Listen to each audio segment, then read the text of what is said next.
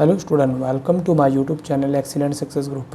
तो स्टूडेंट, आज हम डिस्कस करेंगे क्लास 6 में चैप्टर 11 बीज गणित की प्रश्नावली 11.1। क्वेश्चन नंबर 7 दे रखा है। राधा बिंदुओं से एक रंगोली बना रही है। खड़िया के पाउडर की सहायता से बिंदुओं को जोड़कर रेखाओं का एक सुंदर प्रतिरूप बनाना जैसे आकृति में दिखाया गया है। मैं आपको दिखा देता हूँ। इस तरीके से यह आकृति में दिखाया गया है कि वो रंगोली बना रही है। ठीक है, बिंदु बिंदु से करके वो आकृति बनाकर एक रंगोली बनाती है। फिर आगे में बोला गया है, उसके पास एक पंक्ति में 8 बिंदु है। 8 पंक्तियों की रंगोली में कितने बिंदु होंगे? यदि 8 पंक्तियां हों तो कितने बिंदु होंगे? यदि 10 पंक्तियां हों तो कितने बिंदु होंगे? ये हमें क्वेश्चन में पूछा गया है। ठीक, मैं आपको थोड़ा सा एग्जाम्पल देकर समझाता हूँ। एक पंक्ति में है 8 बिंदु, एक पंक्ति में। ठीक है, अगर पंक्तियों में पंक्ति होती है लाइन, जैसे कि 1 2 3 4 5 6 7 8, 1 2 3 4 5 6 7 8, 1 2 3 4 5। अब यहाँ पे कितनी पंक्तियाँ हुई? 1 2 3 हुई। अगर एक पंक्ति में 8 है, अगर 3 पंक्तियाँ हो तो 8 गुणा में 3 24 बिंदु होंगे। अगर पंक्तियाँ 3 की जगह 4 हो तो 1 2 3 4 हो तो 32 बिंदु होंगे। अगर पंक्तियाँ 5 हो तो 8 गुणा में 5 40 होंगे। तो हमने सीधा सीधा क्या कंसेप्ट लगाया है, एक पंक्ति में जितने बिंदु हैं उनको गुणा कर देंगे पंक्तियों की संख्या के साथ।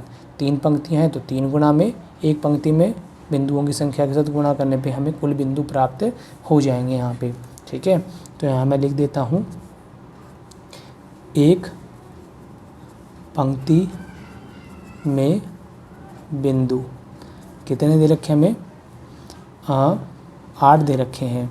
और अगर हमें कुल बिंदुओं की संख्या प्राप्त करनी है, कुल बिंदुओं की संख्या प्राप्त करनी है, तो उसके लिए हम क्या करेंगे, एक पंक्ति में बिंदुओं की संख्या को गुणा कर देंगे पंक्तियों के साथ। जितनी पंक्तियाँ होंगी, पंक्तियों की संख्या, यानी कि एक लाइन में 8 है, 8 को गुणा कर देंगे जितनी पंक्तियाँ होंगी। 3 पंक्तियाँ हैं तो 8 गुणा में 3, 4 पंक्तियाँ तो 8 गुणा में 4, अगर 5 पंक्तियाँ तो 8 गुणा में 5। जितनी पंक्तियाँ होंगी उससे गुणा कर देंगे 8 को, तो हमें कुल बिंदुओं की संख्या पता लग जाएगी। अब यहाँ पर हमें पहले पार्ट में पंक्तियों की संख्या कितनी दे रखी है? 8 दे रखी है। तो कुल बिंदु कितने होंगे?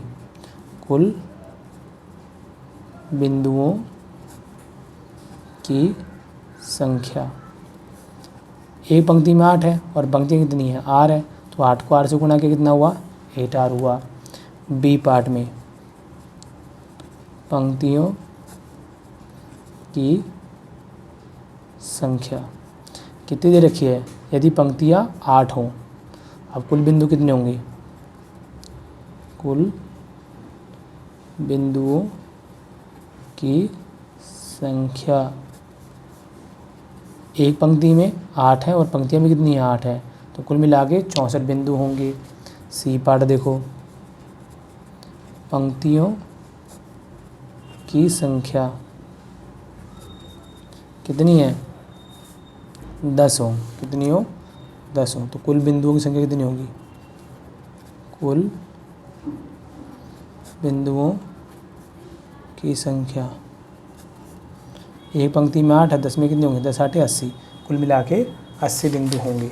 ठीक, इसी के साथ हमारा क्वेश्चन नंबर 7 यहाँ पे कंप्लीट होता है। अब हम डिस्कस करेंगे क्वेश्चन नंबर 8 को। बोला है, लीला राधा की छोटी बहन है।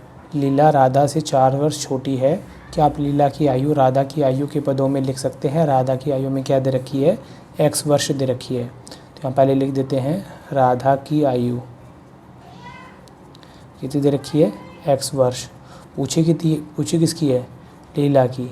लीला राधा से 4 वर्ष छोटी है, तो लीला की आयु कितनी होगी? यहाँ लिखेंगे लीला की आयु।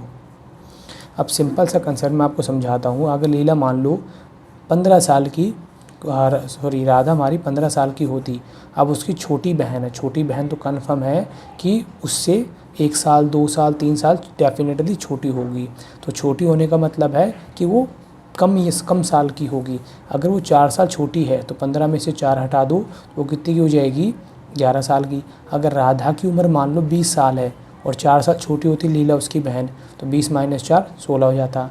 कहने का मतलब है राधा की जो भी एज होगी उसमें से 4 माइनस करेंगे तो ही हमें लीला की एज मालूम होगी, क्योंकि वो उससे छोटी है डेफिनेटली, उससे तो वो कम ही होगी।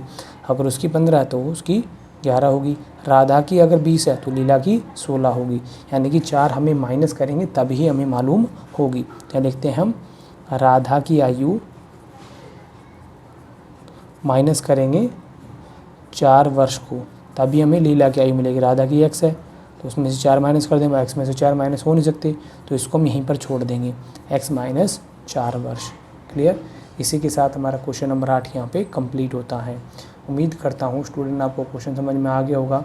अगर आपको वीडियो पसंद आया तो वीडियो को लाइक करें, शेयर करें, कमेंट करें और इस चैनल को जरूर सब्सक्राइब कर लें।